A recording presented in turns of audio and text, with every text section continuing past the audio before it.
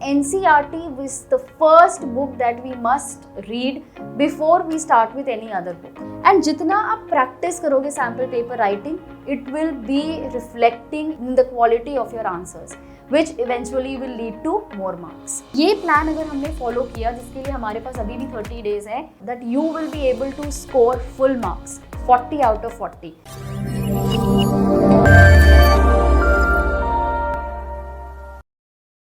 Hi children, today I'm here with a very small video where I will be talking about your last 1 month, or let's say the last 30 days preparation plan. How you should plan, how you should prepare in the last 30 days that are remaining for your term 2 examination. Now before we go on to the discussion, I would want each one of you to please like, subscribe my channel and also hit the bell icon. Now, children, you all know that there are just 30 days remaining and your pre-boards most likely are over in your schools. Now, many children, because we all know that this term 2 was a smaller term when we compare it with term 1.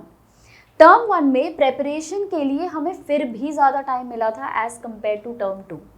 Now, term 2 में हमारे पास preparation भी है, topic भी पढ़ना है, सब कुछ करना है, प्रोजेक्ट्स भी हैं आपके, इंटरनल असेसमेंट भी है एंड डेफिनेटली प्री बोर्ड्स भी हुए अभी आपके. And due to the time constraint, एक तरह से हम कह सकते हैं, स्पेशली अगर हम टर्म 1 से कंपेयर करते हैं कि कहीं ना कहीं हम बहुत ज़्यादा यहाँ पर नहीं कर सकते हैं अफोर्ड कि अगर हम टाइम खाली छोड़ दें. It is just a matter of 1 month जब हमारे बोर्ड एग्जामिनेशन स्टार्ट होने वाले हैं.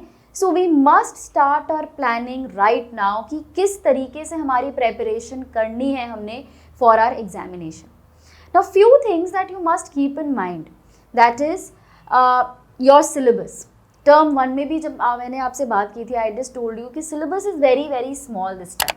सिमिलरली अगर हम टर्म 2 की बात करते हैं तो SST में you are just getting 7 chapters, only 1 in history, 2 from geography, 2 from economics and 2 from political science. And this like 7 chapters is a very small syllabus, believe me. बस ये है कि हमें full dedication देना है, full effort देना है. And अगर आप ये चीज़ सोचो 7 chapters हैं, even if you plan to study 1 chapter in a day, तो अगर हम अभी से ये preparation करते हैं right from today, so 7 days में बहुत ही कंफर्टेबली हमारा ये सिलेबस जो है टर्म 2 का कंप्लीट हो जाएगा. हम एक दिन में 3 चैप्टर भी पढ़ सकते हैं, बट हमारे पास अभी 30 डेज हैं. सो 1 day 1 chapter and in that manner all the 7 chapters, हमारा कंप्लीट सिलेबस जो है टर्म 2 का, that will be covered very comfortably और बहुत अच्छे से डिटेल में आप कर लोगे just in 1 week.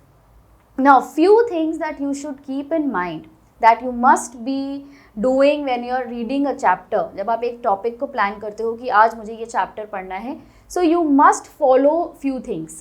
1 is the revision of notes. So the teacher in your school must have given you notes. So ये revision आपको notes का करना बहुत ज़रूरी है. बिकॉज इस पॉइंट पे स्कूल्स में, सेशंस में, even in my own session where I have talked about, where I have taught you these topics, so मैंने बहुत डिटेल में ये टॉपिक्स आपको पढ़ाए हैं, नोट्स हैं, सो उनको आपको पढ़ना बहुत ज़रूरी है. Second thing is a thorough reading of your NCERT text book. इस टाइम पे NCERT हमारी बेस बुक है, हम चाहे हमारे पास कितने बुक्स हो, but NCERT was the first book that we must read before we start with any other book. So, a thorough reading of your NCERT textbooks.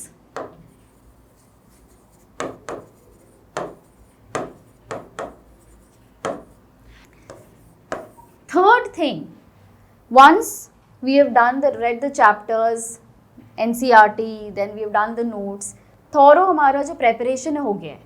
Now we must also practice. So sample paper practice is very important. CBSE ने sample papers अपने release कर दिए हैं. We all know that on the same basis you will be getting your term 2 question paper.